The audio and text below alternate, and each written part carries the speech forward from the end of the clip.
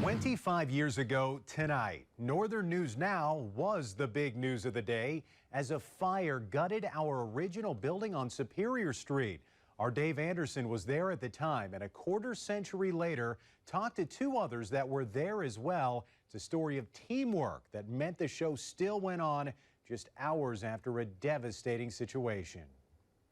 Today, John Schottenbauer is an engineer at Northern News Now, keeping all of our channels on the air. In 1997, he was the weekend sports anchor. On the night of December 14th, John was at home with his roommate, Rich Powell, who was the station's chief photographer. They got a page that Channel 6 was off the air for a very serious reason. They paged us, chief photographer called him back, and they said that our building was on fire. I was working that night on a feature story on the Central Madrigal Choir when I smelled smoke and called 911. Schottenbauer and Powell arrived on the scene just after a backdraft went off and blew out all the building's windows. And we could see flames shooting out the windows where we weren't even aware there were windows at the time. With the fire still burning, news director Dave Jensch, general manager Bob Wilmers, and chief engineer Larry Erickson quickly put in place a plan to throw together a makeshift studio at the transmitter building on top the hill to get back on the air in time for the morning news. Pull together a really strong team of people to collect equipment and set up a studio so we could stay on the air. And in fact, we never missed a show. Jason Rice, Barbara Riles, and meteorologist Jason Poole got on the air on time just hours after the blaze.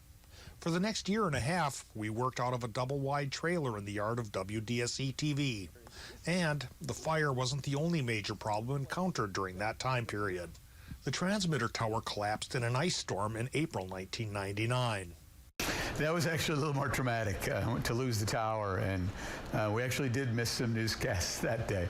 On June 6, 1999, about 19 months after the fire, we finally moved into the new studio here in Canal Park.